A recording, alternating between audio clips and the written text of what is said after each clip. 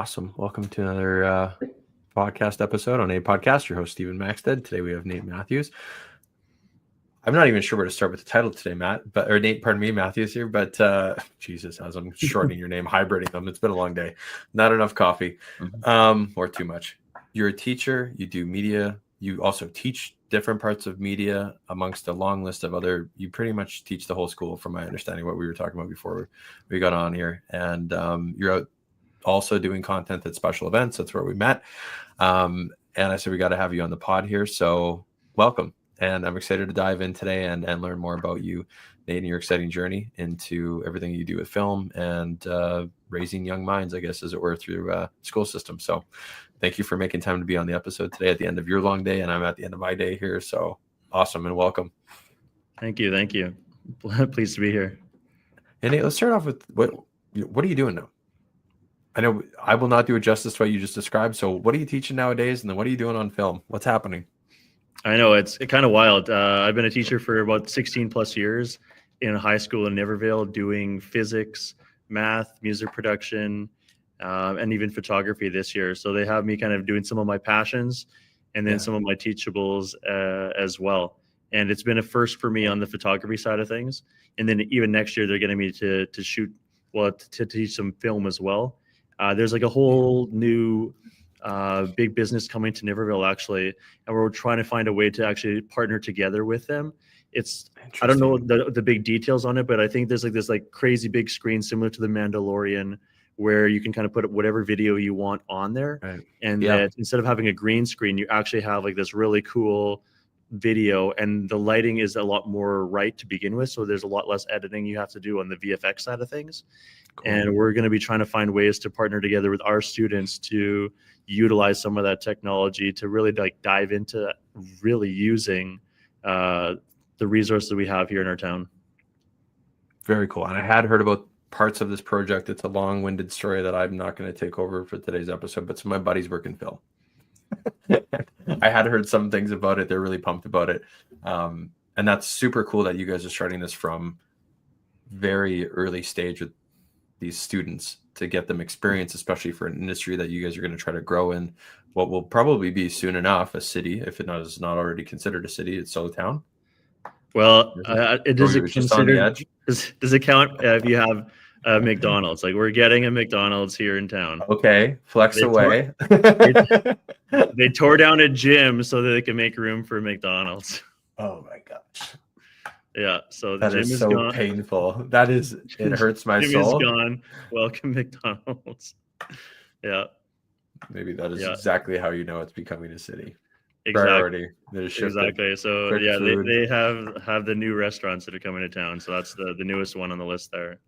Okay. So we'll just round up. We'll say it's a city then. So the city of Niverville. That is very cool. You're literally hands-on in terms of leading the way in getting things to, I guess, one day will be high-end film production in the city. What got you started in both teaching and the film side of things, Nate? Oh man, the funny thing was, we were talking about that with some of the teachers today on like what's the reason they got me to teaching. And it's kind of bizarre. When I was in university, I had a goal, a dream to be a pharmacist, make lots of money.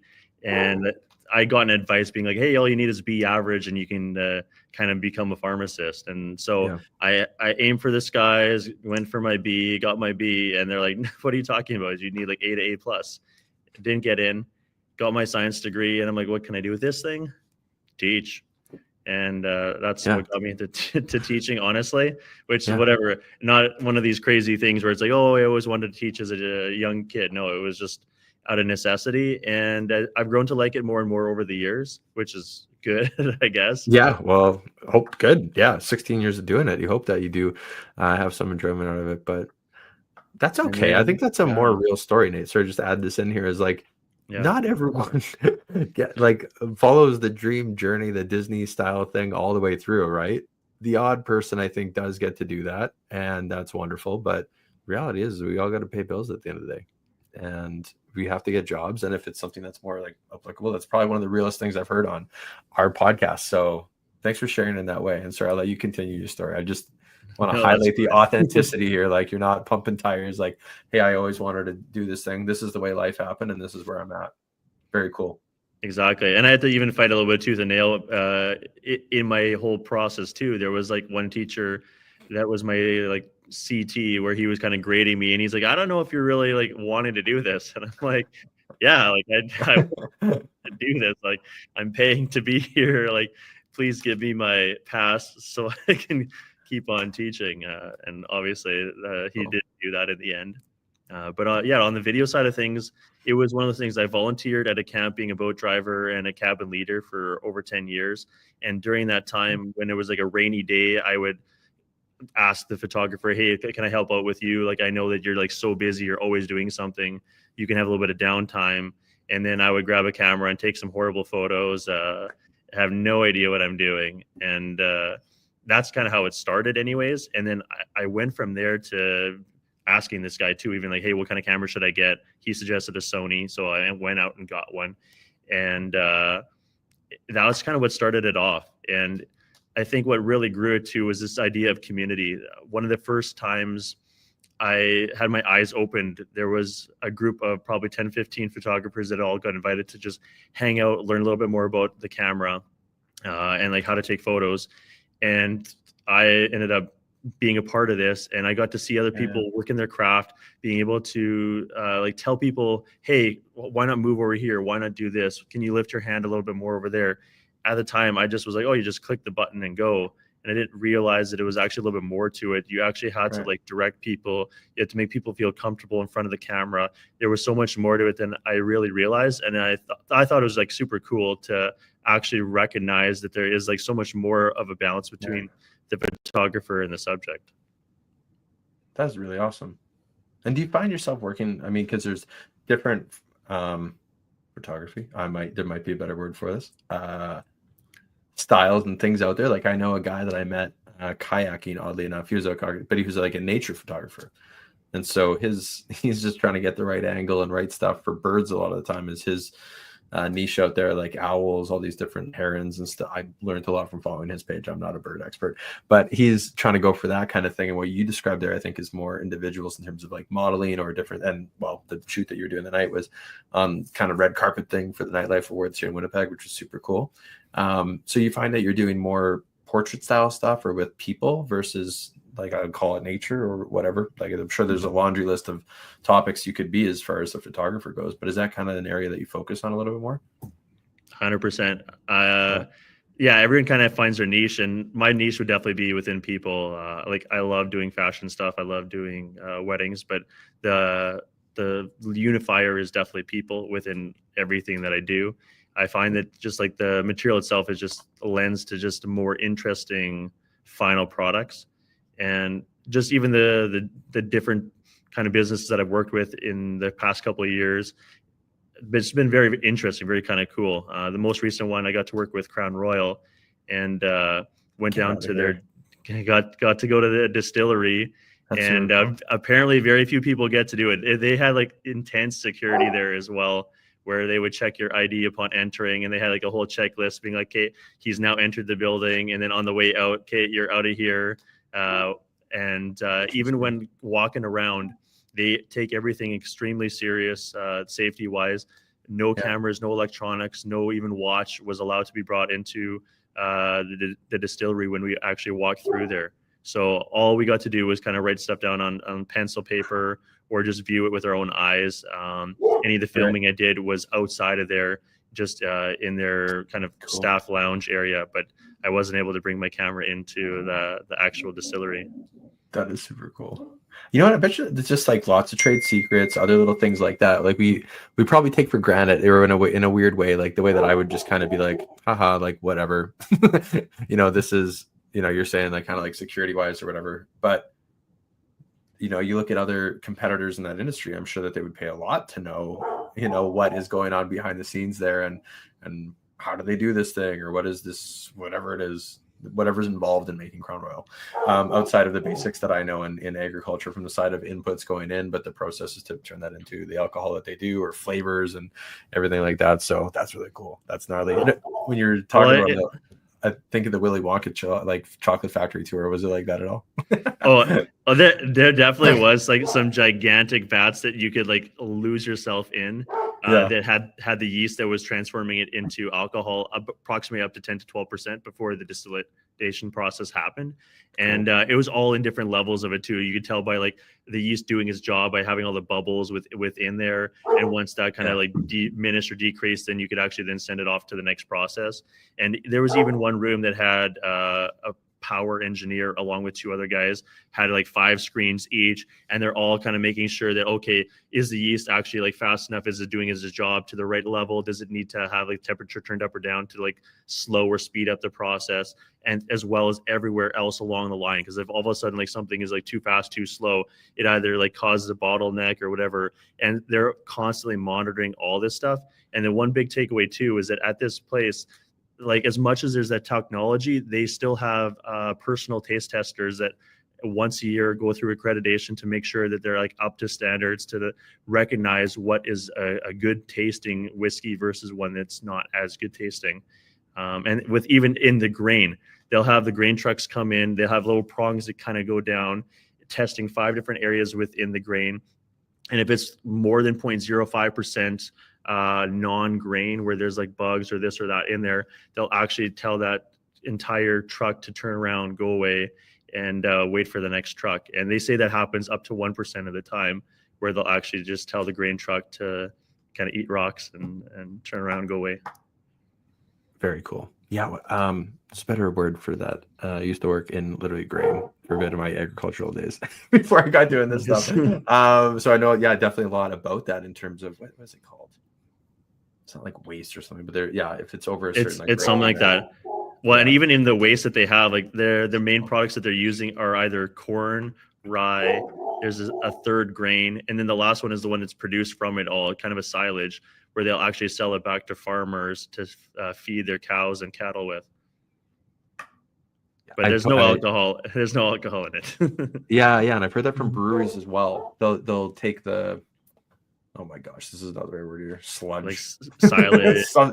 But kind of it's like they scrape it out of the bottom. I know that there was another brewery in Winnipeg that used to do that. They'd take it back to the farm for the hogs, and then they'd end up getting like it was like a niche one. It doesn't exist anymore.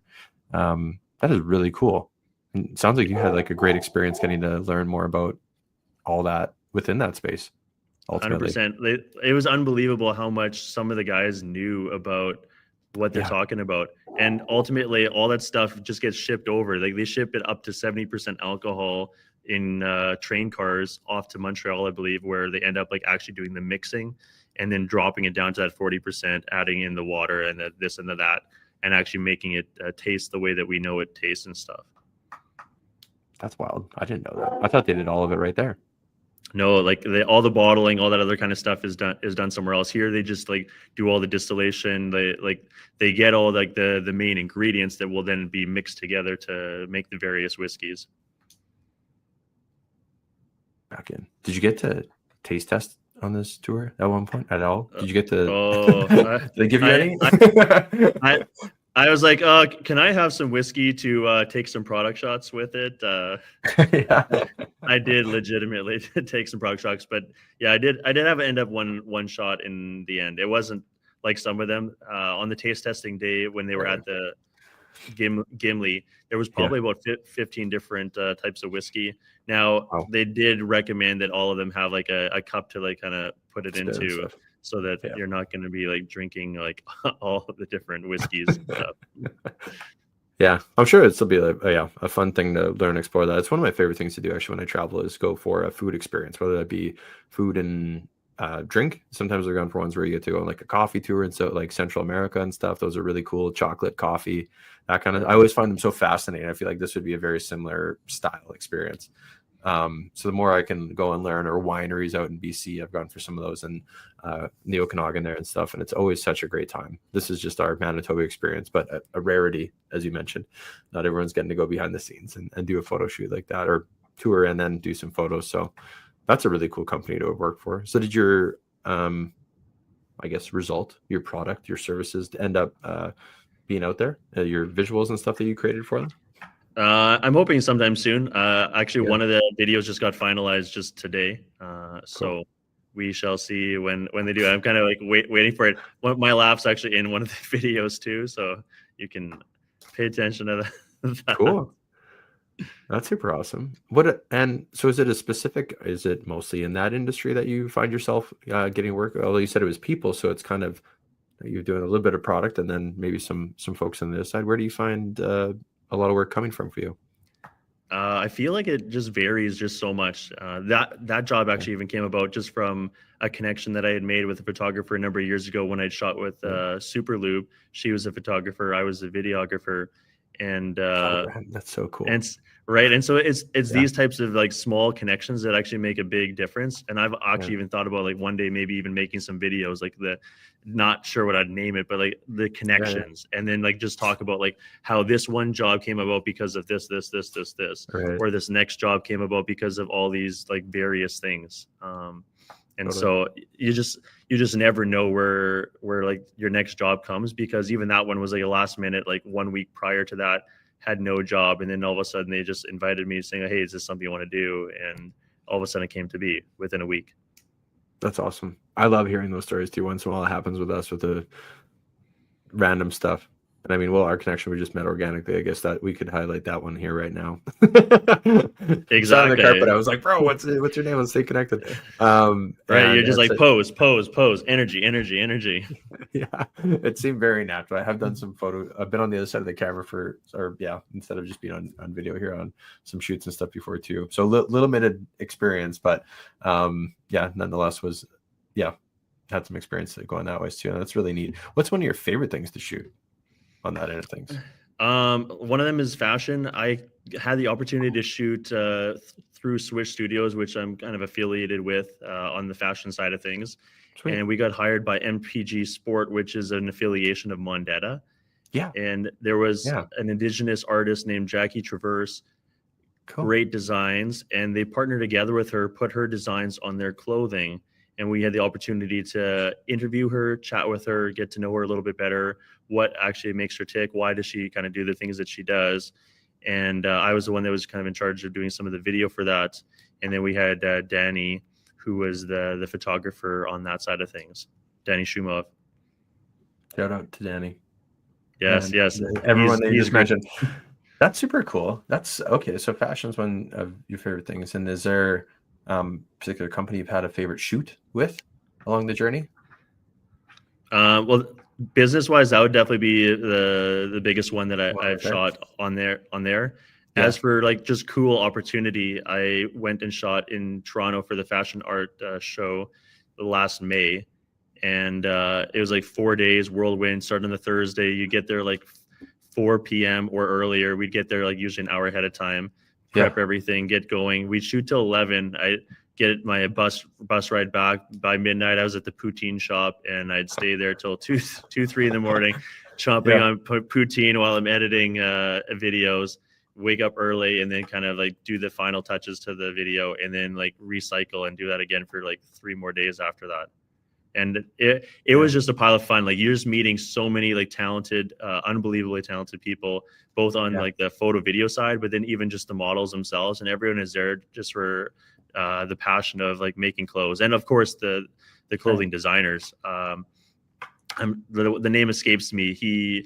He's the owner of Nietzsche by Nature. Nietzsche means friend, and I had a chance to chat with him actually, like with his design, and he had like a very intentional way that he wanted his models to walk, and being able to kind of hear his story a little bit too, and then put into a video was very cool. One of the highlights for sure when I was down there.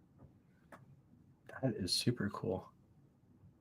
Nate, now outside of work, what are things that you personally spend time doing, or is it mostly just photos and videos? You're just only work, you're teaching, or you're doing what else is life about for you? Oh, I know that's a huge part of it, is definitely doing all that kind of stuff. But no, like I'm passionate about lots of stuff. Even before I got into photo video, I was making music. My buddy and I released probably like 8 songs together where he sings, and then I was helping to produce music. Awesome. And I still do a little bit of producing, but not very much. But then just like generally, like in any sport that I'll try playing. So in summer, I'm looking forward to playing some tennis. Got to get out the racket again, or even some golf with the boys. Right on. Do you do Okay, some so golf? I do. We're reverse Unoing. No, that's good. I do go. Yeah, maybe we get out and do some golf. That'd Um, be that'd be sweet. What's yeah. your course that you enjoy?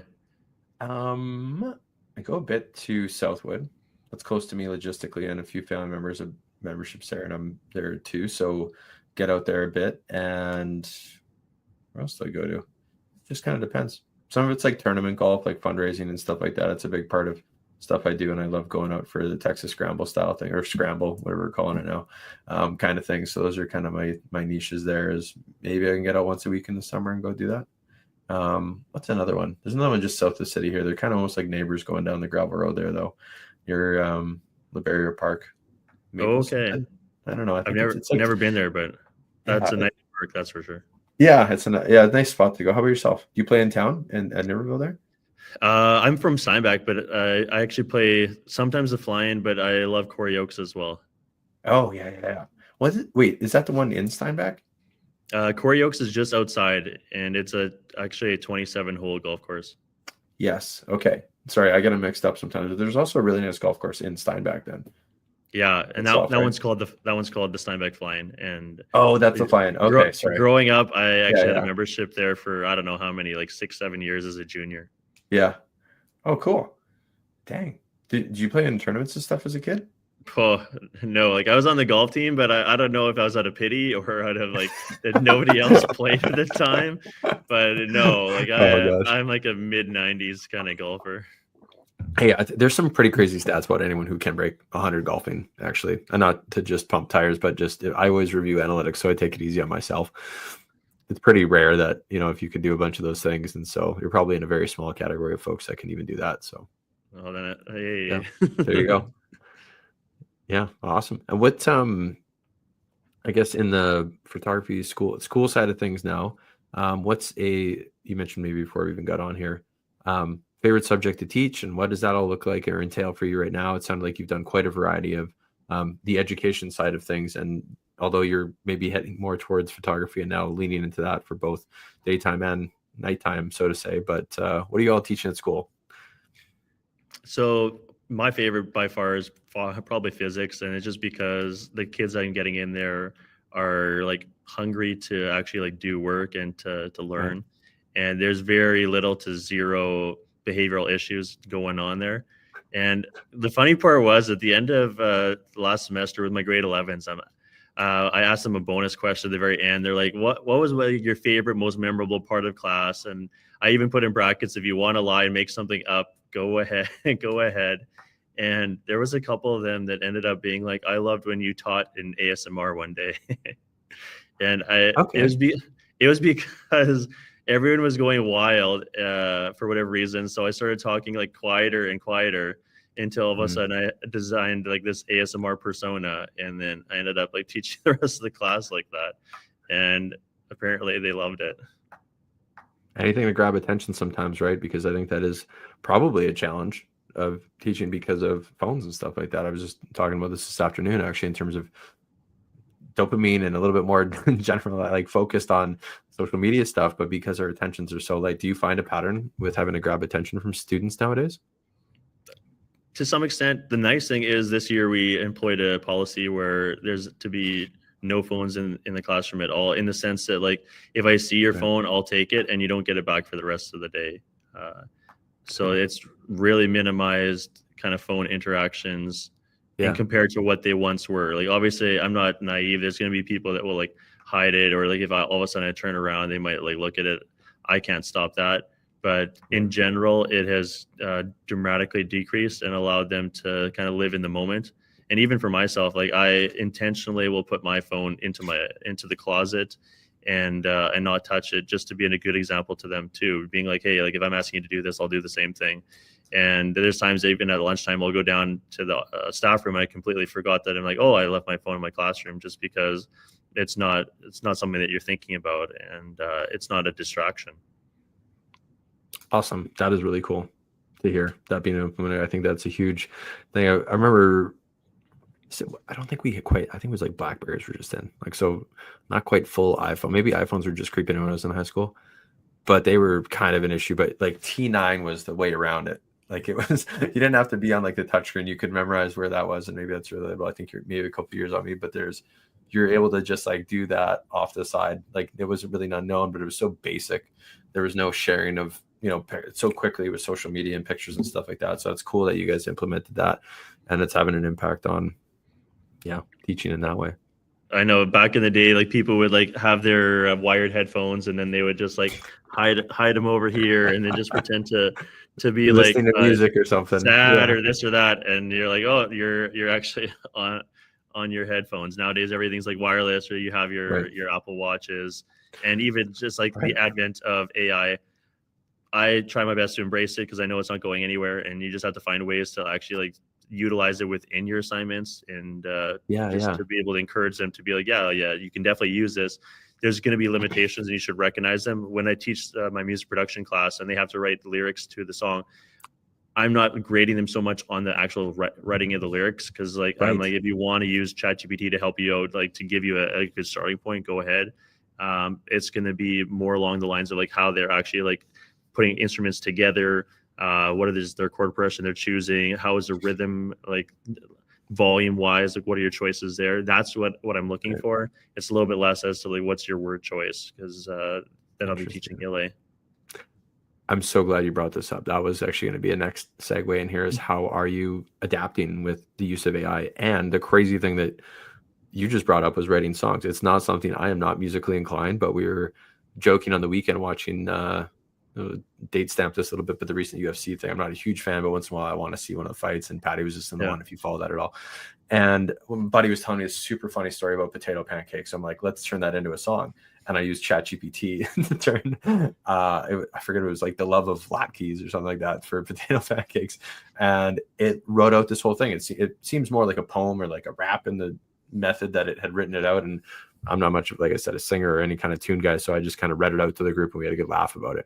But it did a crazy job at writing songs. And then I actually went on like a bit of a tear writing these songs for friends. I'm just like, okay, I'll write this for this friend group. I'm like, write me a song on this topic. And it just produces it. So recently, this is crazy, we're talking about this, I wrote like 3 or 4 of these songs, sent them out to some friends, and whatever, we had a good laugh about how it just incorporates all this information very easily. And it's like done like that. And it's definitely not perfect, but it is hilarious if it can cover whatever. So it's great that you're incorporating that, because that's definitely not going to go away. And I've just heard so many more people talk about the use of AI, and it's not that AI is going to replace the jobs, or the folks who know how to use AI are going to be cruising at a way different speed ultimately. Exactly. So, and like there's a program I think called Suno that will actually like sing for you. It'll do it in a particular style as well.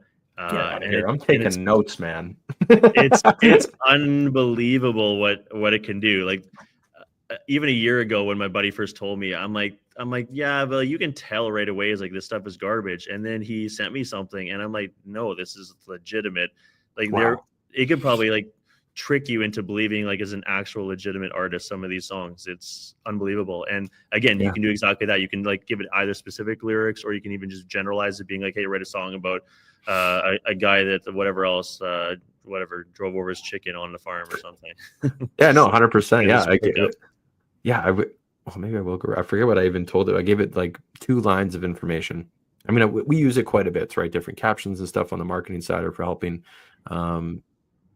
even give us an outline for different things within the company or whatever, without getting too detailed in here. But once you've kind of got it rolling on the AI side of things, it's like the new Google search, but instead it references like a lot of media stuff and then condenses it. It's like writing the papers for you. I think that would be a challenge within the teaching side of things. It's like, well, they can go and get all this information just like that instead of having to use their noggin necessarily. But is it wrong if they can also learn from using it, and then it's condensed and sped up the process of even having to go and read all that stuff specifically? It's giving you the highlight reel. It's hard to say. I don't know. I'm not sure. Book reports must be challenging because they can just probably write one for me, So I'm kind of happy that I don't teach English for some of those reasons. But like even AI and everything, like going back to photography, and when I teach it, what used to take probably like an hour, 2 hours to like cut somebody out and like remove the background from the person.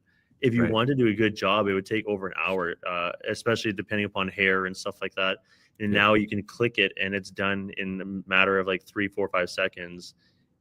and now you've saved yourself 59 minutes and change of what would have taken an entire class just to do this. Now you can incorporate it with so many other things that you can do then.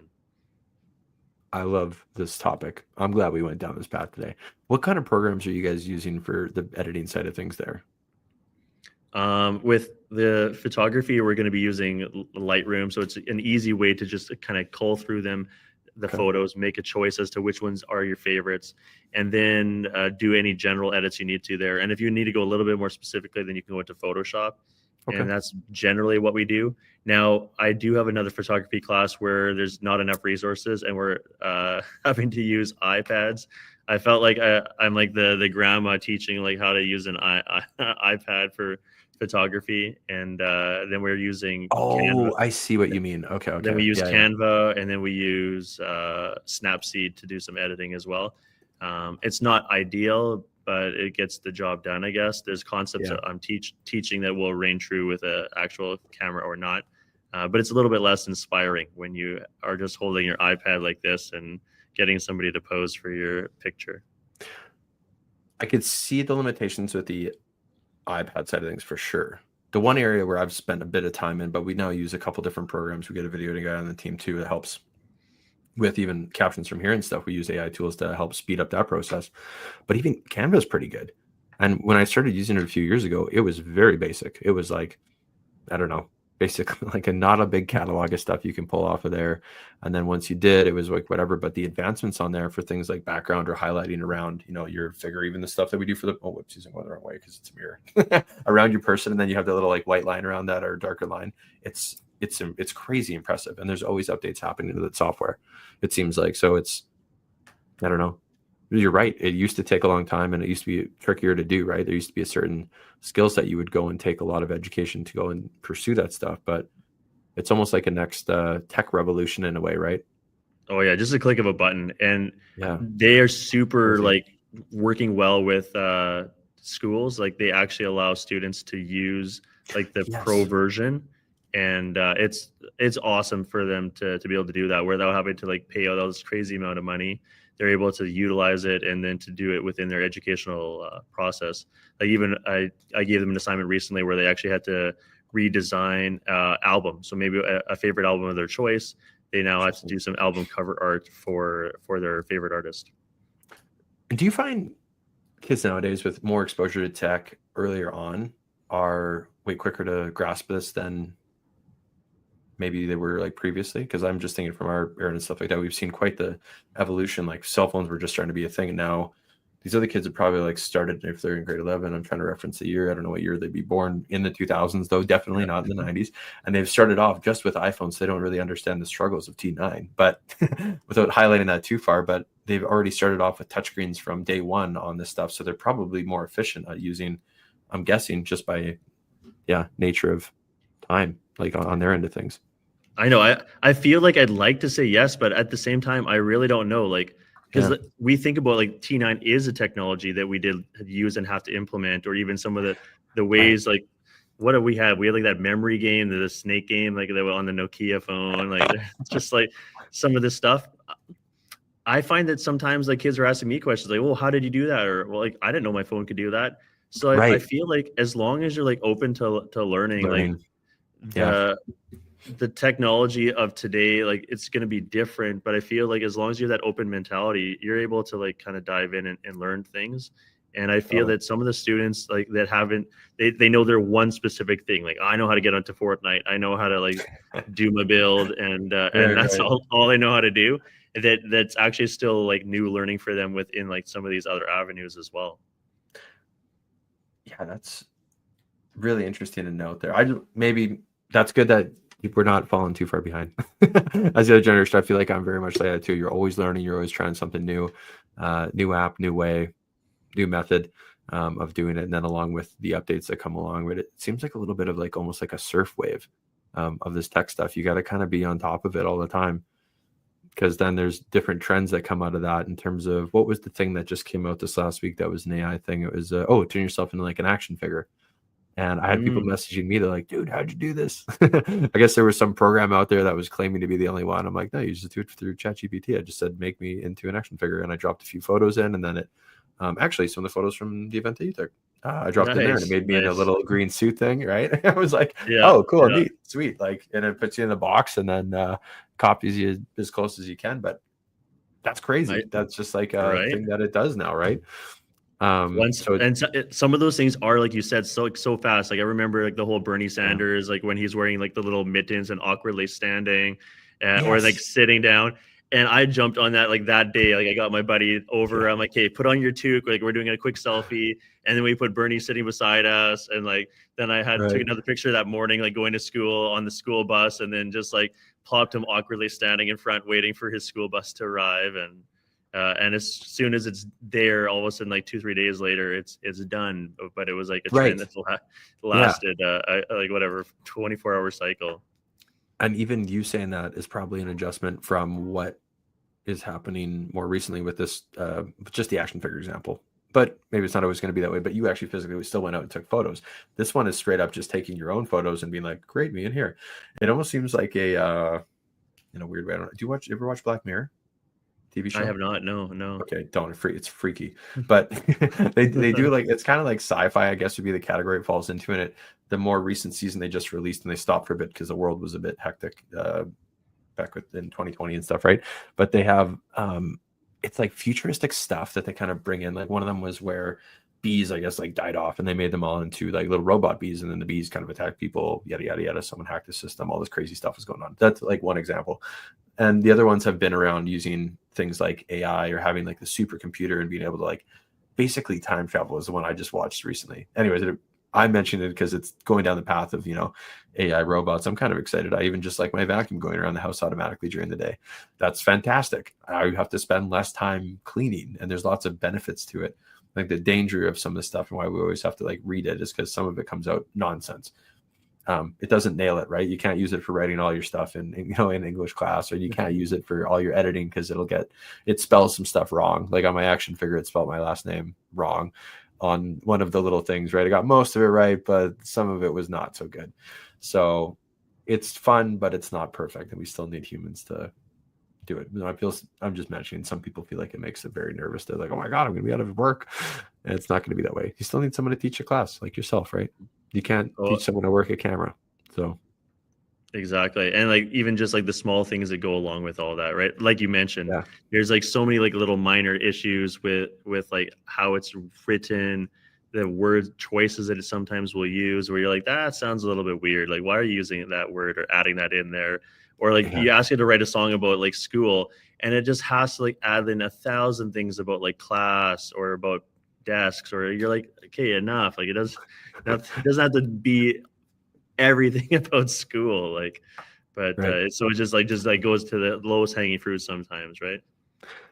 Yeah. And that's where I guess either like training it a little bit better, or just over time, hopefully it improves to, get there. I feel like it's already headed in a fantastic direction of ironing out some of the kinks that it had, because it just learned so quickly.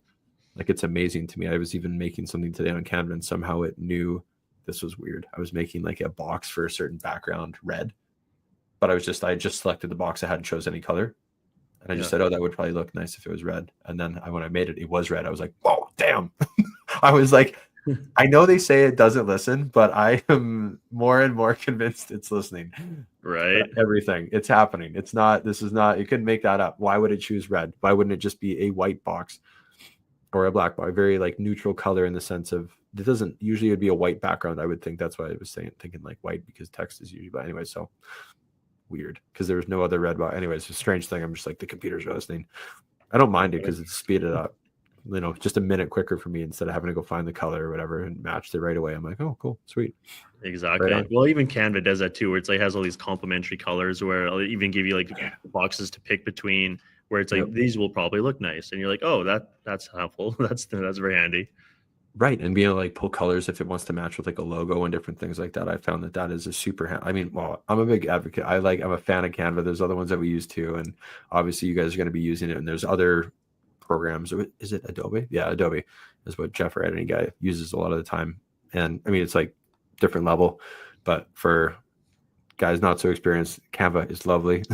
And same with some of the other AI tools as far as that goes, but depends on the skill Even level, like right? trying to like actually get something done, Because like last semester I got my kids to use Photoshop because I had access to it. This semester they don't have access to it. They're able to get their assignments done honestly like 5 times faster with Canva versus Really? Photoshop. So it's Cool. and like I haven't done too many of like the design products so far, but I can imagine that most of them are going to be just turning out to be very similar or better using Canva just because of the way that Right. it operates, which is kind of crazy to think of that it's a simpler program, but it works faster and it does often a better job Yeah, for it is weird. basic stuff, right? Yeah. No, I mean, like the background remover thing. I remember when that feature was added in, which is not that long ago. It doesn't seem like that crazy because I know you can cut and do other things. And I think back to like high school, I took some like unique computer courses, but I wasn't always like really heavy in that area. I just remember taking them, and I'm like, oh. And I think back, and I'm like, oh yeah, that graphic design class or whatever it was really neat. But I remember that being such dated like technology towards now. I mean, that's a long time ago. So, but yeah, Canva plug there. Right. For Well, us, and so like that's cool. my rudimentary things, I remember like doing dumb stuff like getting rid of my belly button for I don't know why. That was that yeah. Or like all the handles in my mom's kitchen. I'm like that's how I wanted to spend my time. Right. Yeah, editing stuff out. Well, that's Yeah. neat. And then being able to like, yeah, cover it or make it look smooth, whatever that thing may look like for that thing. What other uses are you using Canva or editing tools for when you're teaching? Or what else? What are the kind of features are they utilizing off there?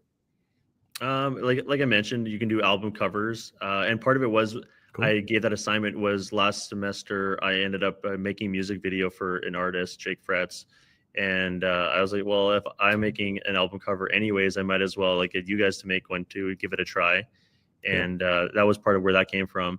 And then when I shot for Drayden Flet Roulette, who is an indigenous clothing designer, he had a show coming up in December, and I was like, hey, let's make him just artwork that can be put up somewhere, maybe even on his Instagram, being like, hey, this is the date, the time, where it is, how much it costs. Cool. And I gave that as an assignment for the students to do as well, where it's like you're trying Nice. to apply it to like real life stuff. Yeah. But at the same time, it wasn't like I wasn't getting paid to do this work. So it wasn't like For I'm the getting record. yeah, for the record, the kids I love were that. not No, doing the kids my are work working. for me. Oh, that'd be such a funny short.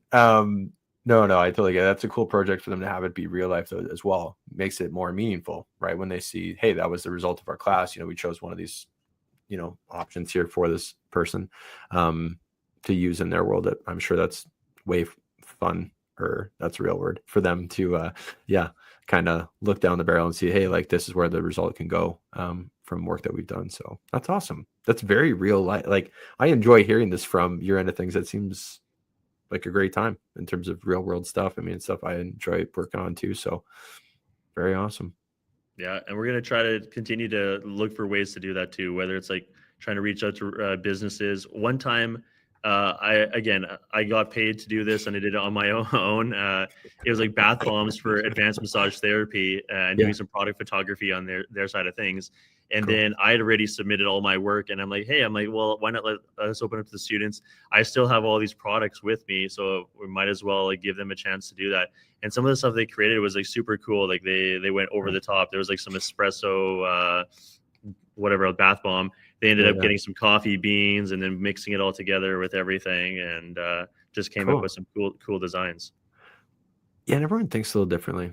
Whether it be like a demographic, like age wise, or male and female. Like we're always thinking of different lenses, and there's no right wrong. It's just a different, unique, and certain things can hit, and then that's why we have different versions of marketing stuff, I guess, at the end of the day. So that's really neat. You probably had some very creative minds at play there, or hitting the creative bug, as it were, in that end of things. So that's really cool. Exactly. And there's different ways you can play with it too. Like I've even used my computer screen, put on like a sunset, and then use that as like kind of the background. So now you're taking a picture within the picture. We did that with a Celsius canned drink the other day, where we ended up having some like greenery, and then I just put a sunset in the background, and then because I think the drink is called the sunset something. So sweet. Oh man, you're doing some cool stuff. What's something you're looking forward to, Nate, coming up here? Big things coming up is I'm releasing my newest, I guess, website, natematthews.ca. It's going to be specifically for video weddings. I have midnorthmedia.ca, which is more corporate, and I'm going to be kind of pulling away the advertising on the wedding side of things on that and make it just corporate, and then have one specifically just for weddings, just to kind of keep everything separate. For people that want to go weddings, this is where you go. If you're wanting to go to corporate, this is where you go, and do it that way. Awesome. Cool. Anything else that you want to mention? Anything else that you're looking forward to? That sounds awesome. No, we'll include those links at the bottom. If you made this far in the episode, we'll have them listed on wherever episode is played, YouTube, Spotify. So, but yeah. For sure. No, other than that, like I signed up for a luxury wedding editorial workshop in Utah in October, which I'm super pumped about, but that's just kind of a personal thing that I'm excited for. But yeah, that's probably the most thing, the favorite part that I'm looking forward to in the future here. That's awesome, Nate. I really appreciate you making time on a busy schedule. I know, I mean, just hearing you chat about what you're doing, I'm glad you could fit us in for a little bit here, and I'm excited to keep following the journey. But glad we met, glad we had you on, and I'm looking forward to keeping up with you and following the journey. So thanks so much for making time today, and yeah, hope you had a good time as well. For sure, and thank you for having me.